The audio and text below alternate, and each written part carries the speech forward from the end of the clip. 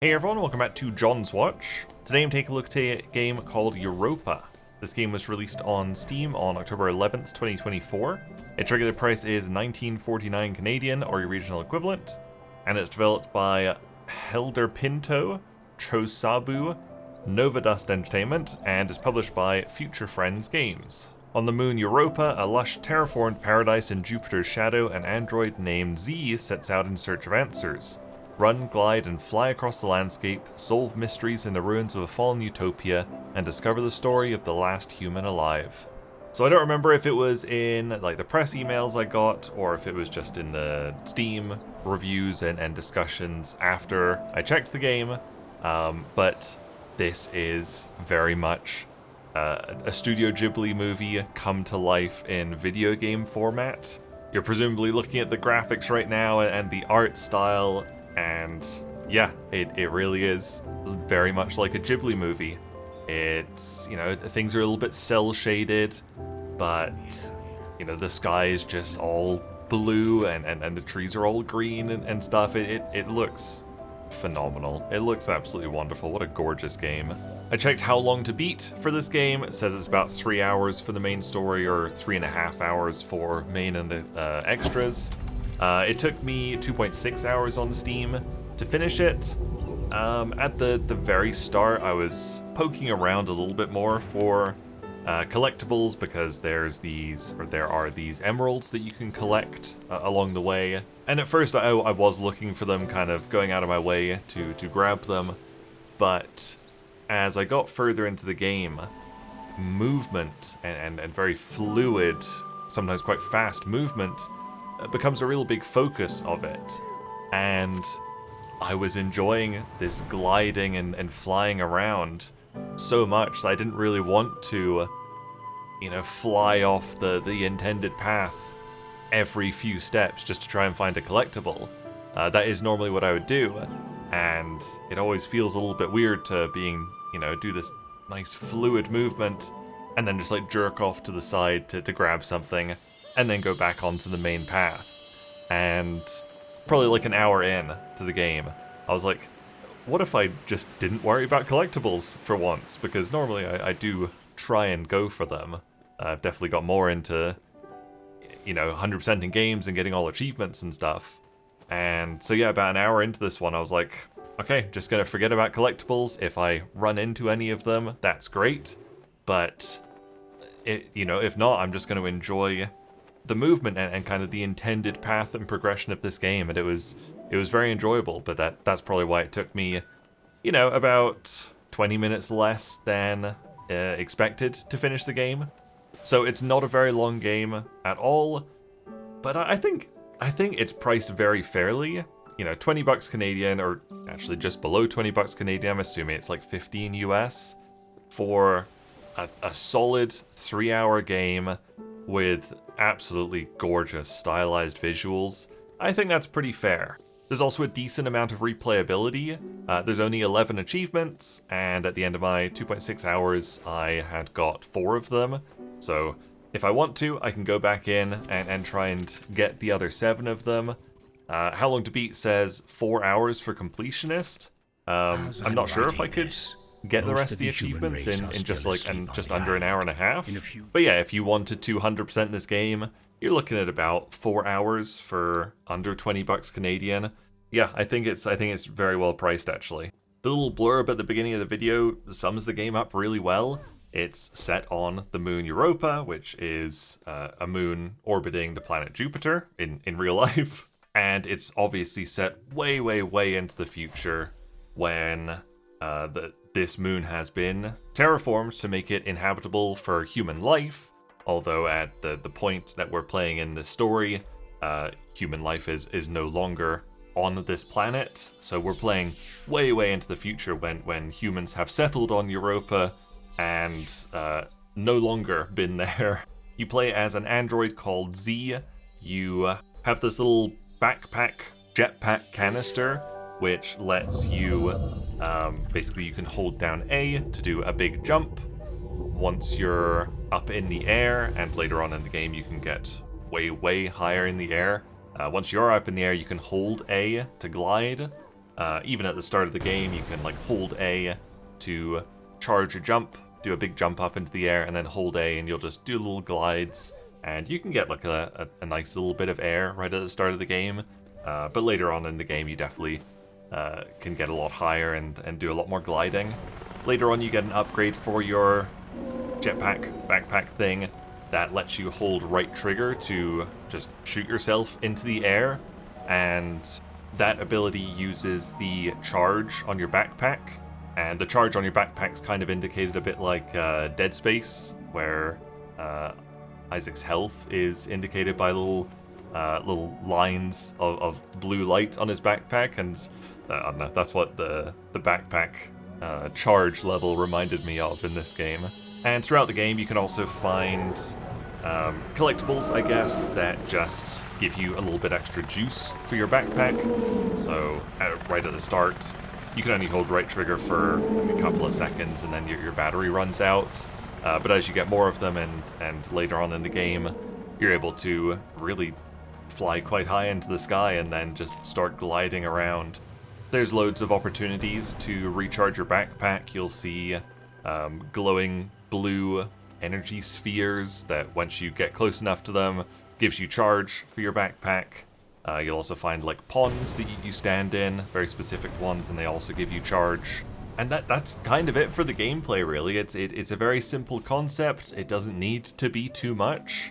You really do just glide and fly around and explore this absolutely gorgeous world, and kind of discover the story of what happened on Europa as you go through the game.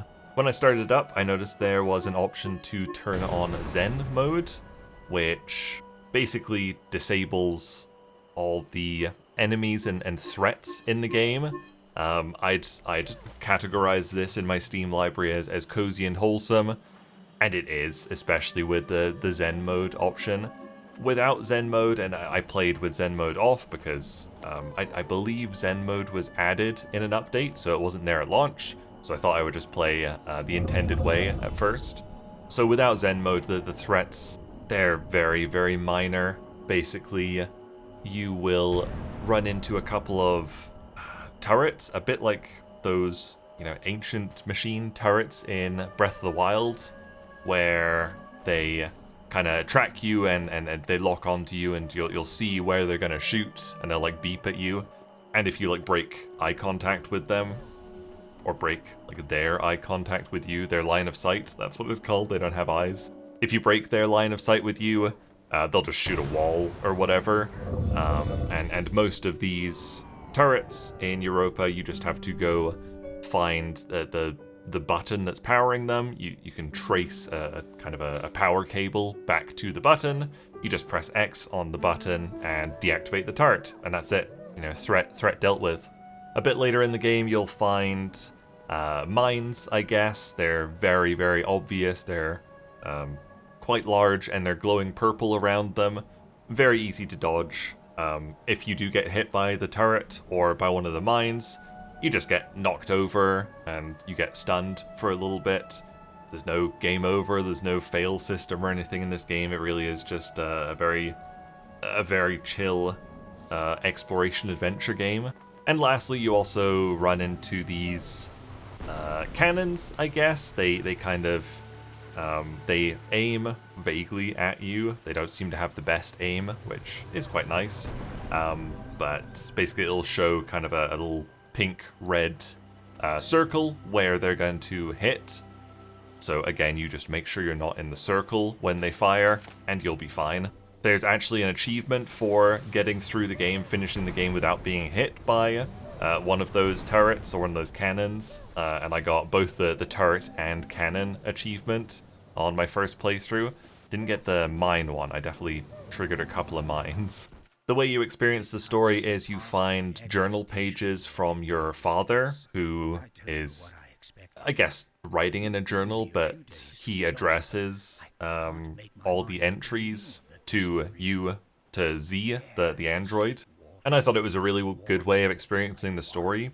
Basically, you find a journal page, you press B to read it, and it brings up a lovely illustrated copy of it.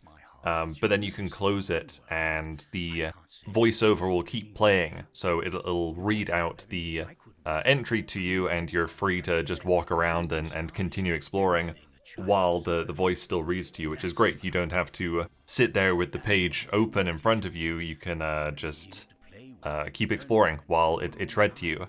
And it's read by a voice actor named Earl Fisher, who has been in several video game things. He's like best known for Borderlands 3, I guess.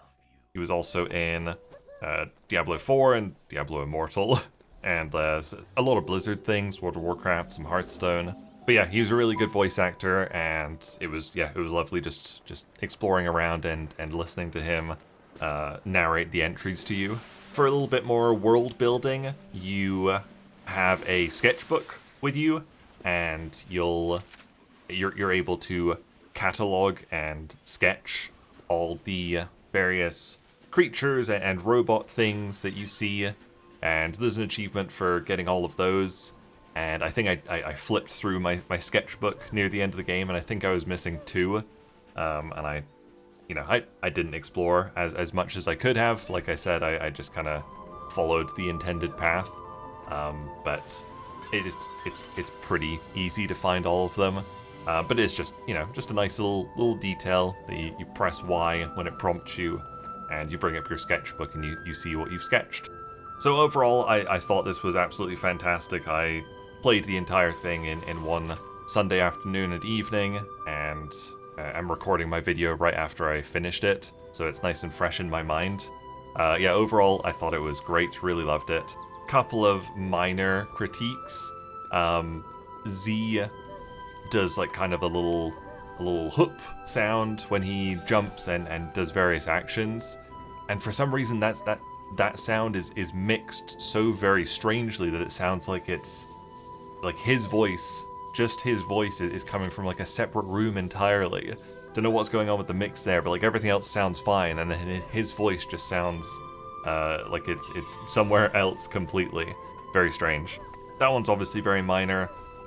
Literally the only other critique I had of the game, and this one's a little bit more annoying, was that the game absolutely loves taking camera control away from you, and that got really annoying. It seems like anytime there's a wall next to you, the camera will actually stop at the wall. It won't let you rotate it, into the wall or past the wall or something like that. There's also loads of instances where the camera wants to zoom all the way out to kind of show you a big vista or whatever, or it'll, make it really obvious. If you're climbing a tower or something, it'll make it really obvious that you need to skirt around it to find a jump pad kind of thing. And it always takes the camera control away from you, and you can no longer move your right stick.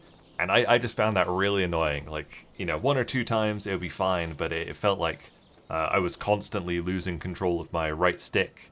So yeah, that did annoy me quite a bit. But again, like I said, that's literally the biggest criticism I have of the game. Otherwise, I thought it was wonderful. It ran absolutely phenomenally for me as well. I was averaging about 300 FPS all the way through. Never saw any drops or anything apart from loading screens, which you'd expect. But yeah, the game ran just wonderfully.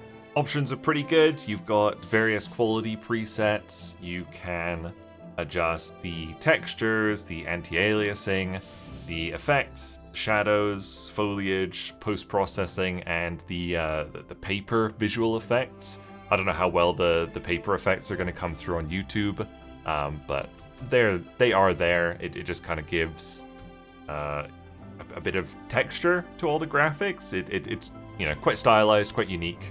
I was worried when I saw there was a post-processing option, because that usually means there's a bunch of options I hate all lumped in together that you can't disable. You can only turn it down to low.